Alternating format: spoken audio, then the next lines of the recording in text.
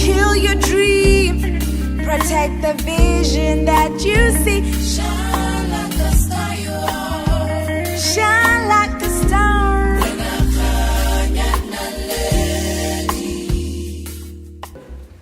It was Dr. Miles Monroe who said, "The greatest tragedy in life is not death, but a life without purpose."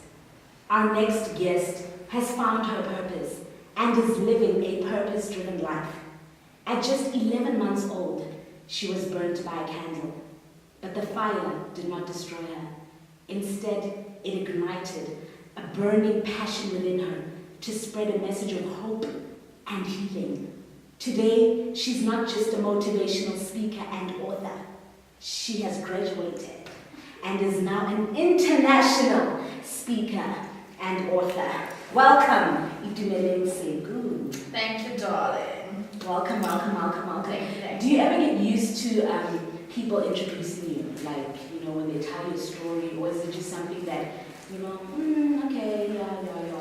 Would you still feel, those emotions coming back when people introduce you, whether, it's a radio show or whether, as a guest speaker?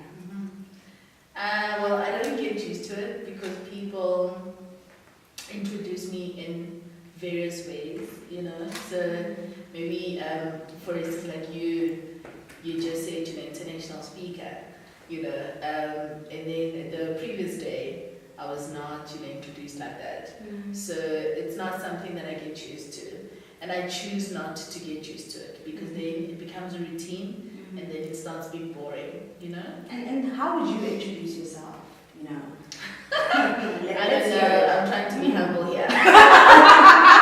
Oh, please. Don't hold back, please. Okay, no, but to be honest, I have no idea. Mm-hmm. I have no idea because for me, I just live, and then, how people see me, that is their way, of seeing me, but it also helps me grow, Yeah. And I just said international speaker. Now, of course, maybe some people who are watching don't know why I called you an international speaker and author. But for those who don't know, Miss Itumeleng Sekhu just landed from the Seychelles and squeezed us into her diary. How does it feel, having spoken and being invited to talk at radio stations in the Seychelles? Tell us about that experience. It was amazing. I remember the very first day we landed. Oh my goodness, the Seychelles is beautiful. It is an island, but the water is like light blue, right? It's not like dark, like clean. Like Sparkling and Cape Town. She takes that. She loves Durban and Cape Town. No. Don't get me wrong, okay? I really love home. But the Seychelles water, it's so light blue. Even if you're swimming there, you can literally see a shark from far. So here in South Africa. Even with goggles. All you feel is just like, right? Yeah, so it's very beautiful. The hotel we slept in was very beautiful. Our view was very beautiful. I remember it felt like work, but it mostly felt like a holiday. A paid holiday. Yeah, I know, right? It's like yeah. So let's talk a little bit about your journey. I just want to rewind, not back to when you were a baby, but you've got a BA in audiovisual communication. And you've got so much experience, the sacred space, friends like these, DJ's Boost Show, what is it? Sound Revival. So a lot of people, would not have gotten all of that, having gone through what you went through.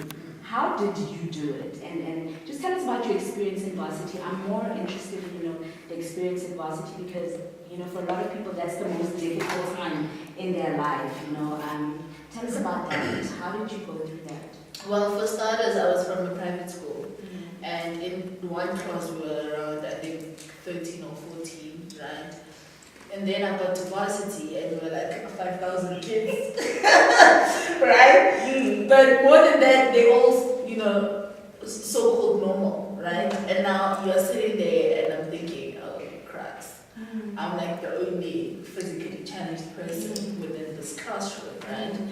And I think because I was fairly new within my purpose-driven life walk, it wasn't an easy task for me, So, people would stare at me, look at me, and that just made me feel so inferior.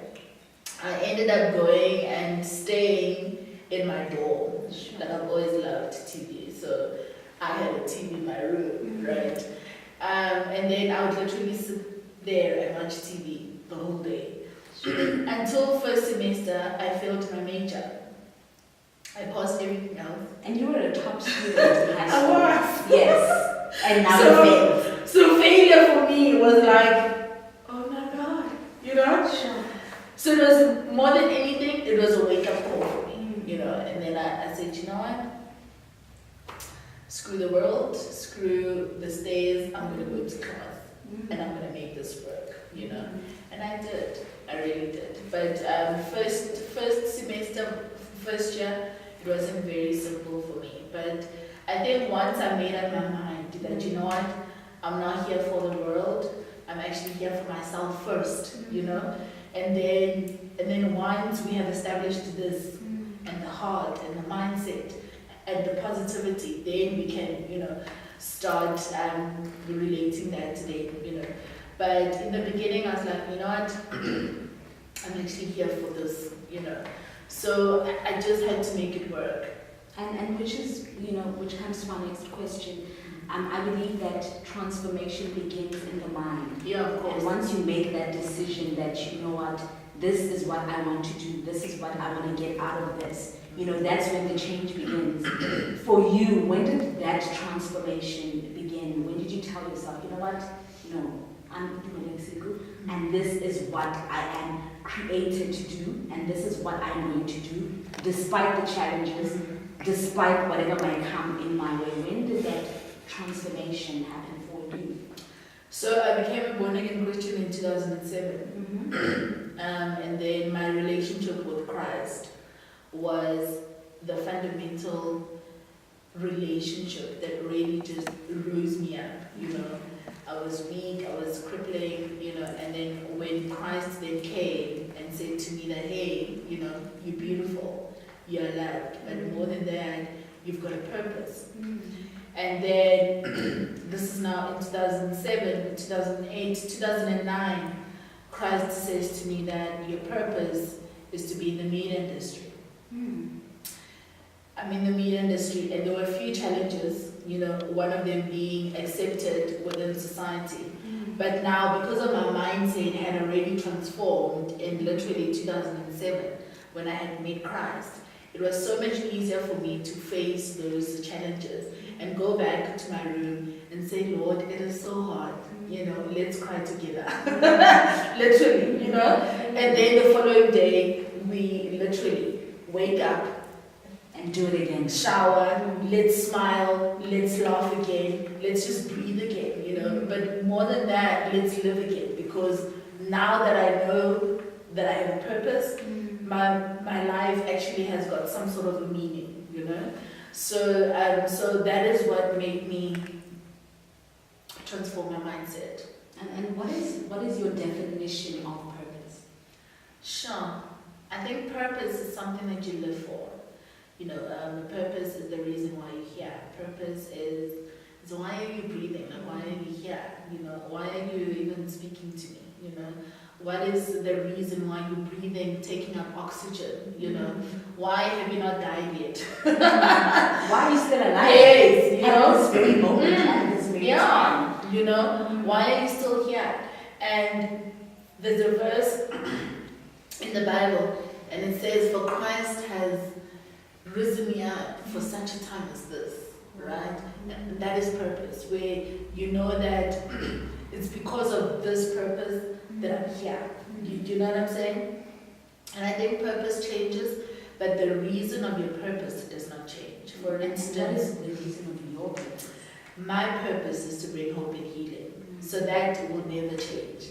Whether I go to the States, whether I go to the Seychelles, whether I go to Cape Town, whether I go to Durban, that will never change. I think maybe the content of bringing hope and healing, The way that will change. Yes, Yeah. you know.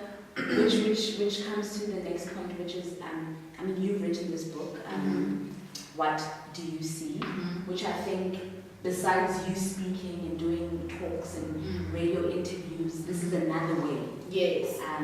That Yes. you are bringing hope Yes. and healing. Yeah, of when course. somebody picks up this book and they've never heard you speak anywhere and they begin to read this book, maybe just seeing it go books or Hey now. you know. So just tell us about the moment you took a pen and paper and decided, you know what, I am writing a book.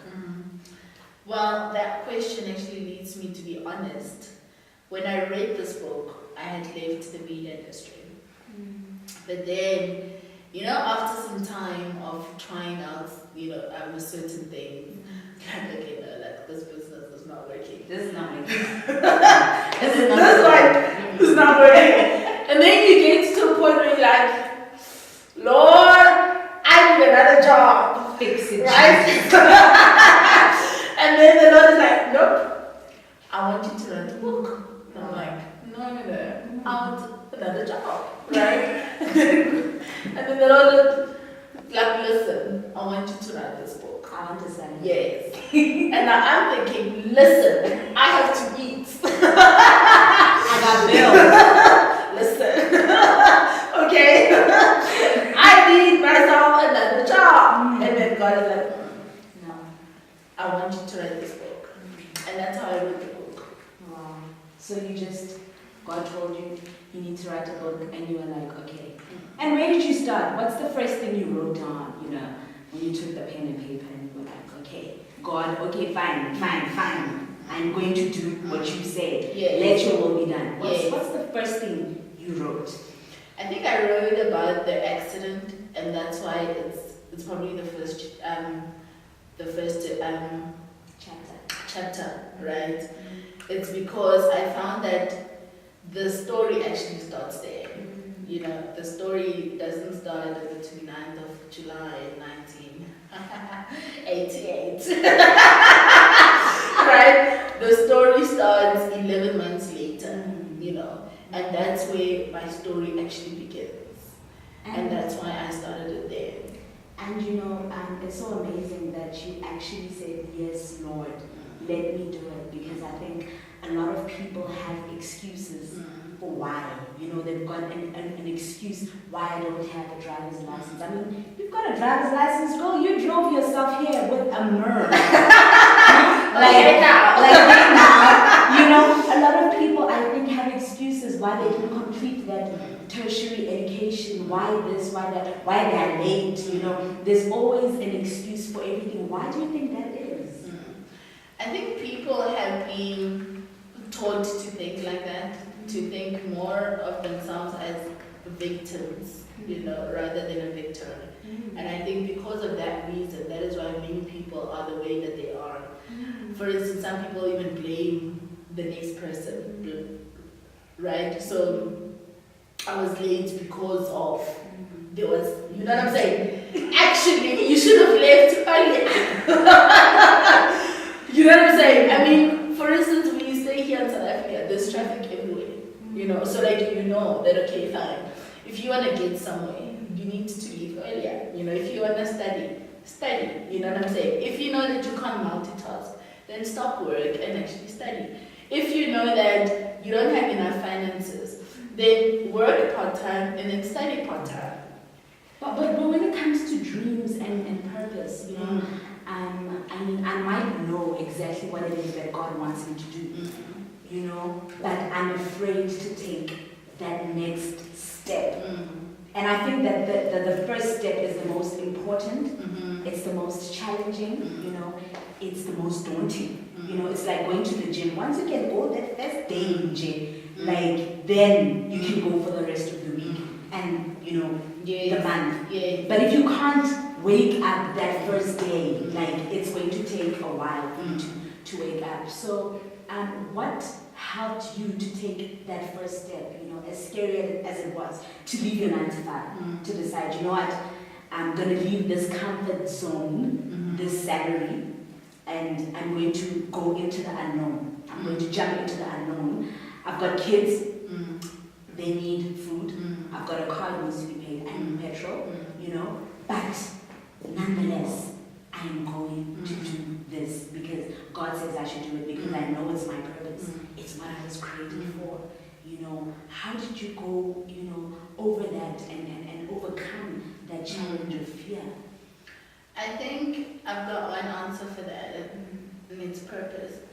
I think if you know and you know and you know and you know and you know and you know and you know exactly what you need to do, nothing can stop you. You know, no matter how many balls, you know, try and smash into you, but because you know exactly what you need to do, that burning feeling, you know, that burning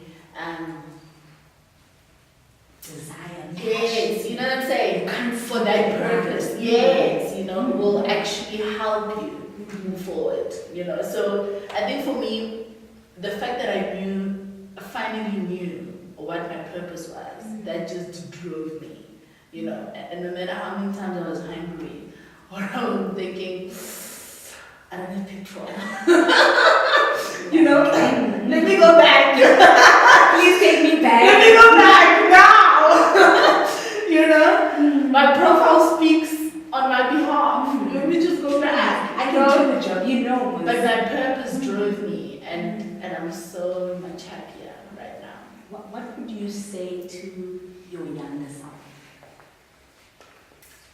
I think I'd say to my younger self, love yourself more, but over and above that, find your identity and your purpose in Christ. I think if I'd known that when I was 15 years old, I would have been much further than where I am right now, because the passion started in 2007. Imagine if that passion had started before that. How far? You know what I'm saying? But also in Ecclesiastes, it says everything has got a season, right? So, yes, right? So in 2007, that was my time, right? That was the time for my candle to literally start burning. And because of that, I'm where I am now, because of it. I think if I had started earlier, also, you know what I'm saying? Like, you never know. God is never late. But the Lord is always on time. Always. Yeah. Always. Yeah. And how would you like to be remembered? As a woman who sacrificed herself to bring hope in living. Wow, that is powerful. And I just want you to give a word of advice to somebody who says, okay, you know what, you've inspired me, it's great. But maybe God gave you extra strength to be able to do this. Where do I find the strength to do what I'm supposed to do? I know exactly what it is that I'm supposed to do. I go to bed at night and it's all I think about. I wake up in the morning and it's the first thing that comes to my mind, you know, but I just can't take that first step. I just can't take it. Like, I'm scared. Like, I'm scared of what the future holds. I'm scared of what tomorrow holds. What is your advice to that person? There's a quote that I love, that I've fallen in love with actually recently, by Leo Lund. I think he's like some guy from China, but anyway. So his quote says, mastering others is strength, but mastering yourself is power. Oh, wow.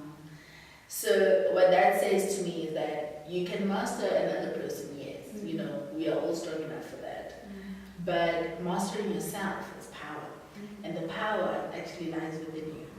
It's not external, right? And I always say in my talks that actually a physical challenge, it's not just a physical challenge. It first stems from the mindset first, right? So when you call someone a physically challenged person, most people who are so-called normal are actually more physically challenged than the next person, or rather than me, right? But